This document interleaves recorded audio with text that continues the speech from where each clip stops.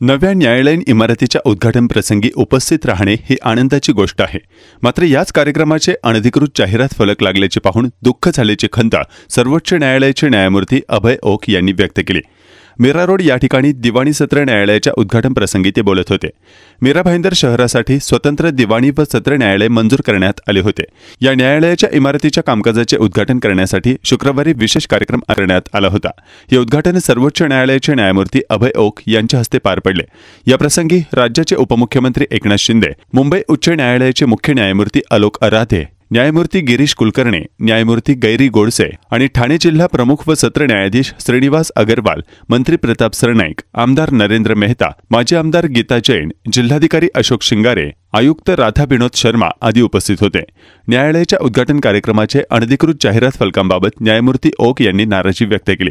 मुंबई उच्च न्यायालयाने 2016 साली अनधिकृत जाहिरात फलकांवर बंदी घातल्याचे आदेश पारित केले आहेत। त्यावरून लागणाऱ्या प्रत्येक फलकांवर परवानगी क्रमांक टाकणे बंधनकारक आहे।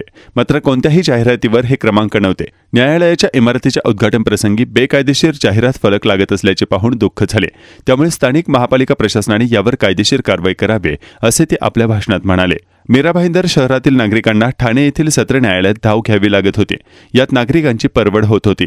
आता शहरातच दिवाणी सत्र न्यायालय सुरू झाल्याने नागरिकांनी समाधान व्यक्त केले आहे। राज्याचे उपमुख्यमंत्री एकनाथ शिंदे यांनी आपल्या भाषणात न्यायालयीन संबंधित कोणत्याही कामकाजात त्वरित मंजुरी देत असल्याचे भाष्य केले। यावर न्यायमूर्ती अभय ओक यांनी महाराष्ट्र शासनाच्या बदललेल्या भूमिकेबाबत समाधान व्यक्त केले। मात्र 2018 पासून नव्या मुंबई उच्च न्यायालयाच्या उभारणीसाठी 30 एकर जागा अपेक्षित असताना देखील आजवर शासनाने 4 एकर जागा मंजूर केल्याची खंत त्यांनी व्यक्त केली। तसेच न्यायालयाच्या कामासाठी सादर केलेल्या प्रस्तावावर शासन 10% शंका काढत असल्याचे ते म्हणाले। अभिव्यक्ती स्वातंत्र्य म्हणून प्रसार माध्यमांचे स्वातंत्र्य टिकवणे हे न्यायव्यवस्थेची जबाबदारी आहे।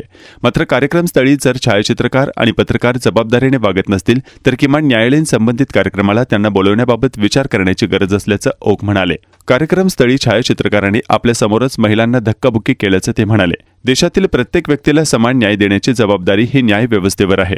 मात्र राज्यात पुरेसे न्यायाधीश उपलब्ध नसल्याचे न्यायमूर्ती अभय ओक म्हणाले।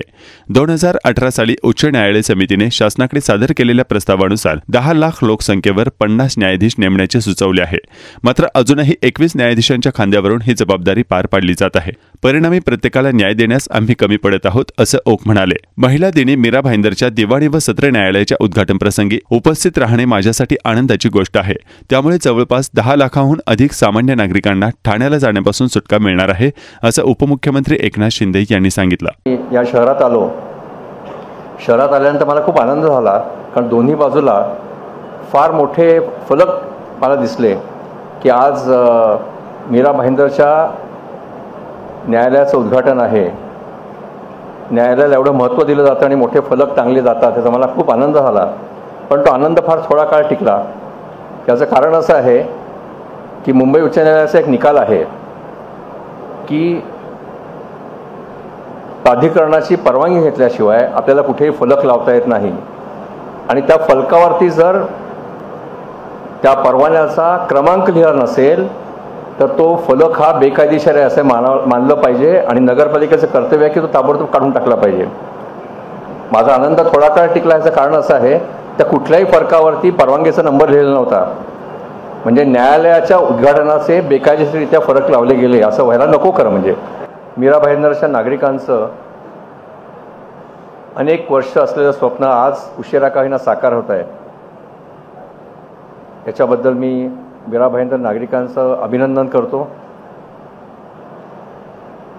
आपल्याला कदाचित माहिती नसेल की ठाणे जिल्ह्याचं न्यायक्षेत्र एकेकाळी फार मोठं होतं। ते रायगड जिल्ह्यापर्यंत होतं। त्यावेळेला अलिबागला जिल्हा न्यायालय नव्हतं आणि हळूहळू जसं स्वातंत्र्य मिळत गेलं त्यानंतर ती संकल्पना दृढ झाली, justice at the door steps. आणि म्हणून अपरिहार्यपणे न्यायालयाच्या अधिकारांचं आपण विकेंद्रीकरण करत गेलो आणि म्हणूनच आज मीरा भाईंदरच्या कोर्टाचं उद्घाटन होत आहे। आपले नवीन मुख्य न्यायमूर्ती त्यांना एक गोष्ट मला आवर्जून सांगायची आहे की ठाणे जिल्हा हा एक वेगळा जिल्हा आहे। याचं कारण असं आहे की भारतातला एकच जिल्हा असा आहे की जिथे 7 महानगरपालिका आहेत। कुठल्याही जिल्ह्यात 7 महानगरपालिका नाहीत भारतातल्या।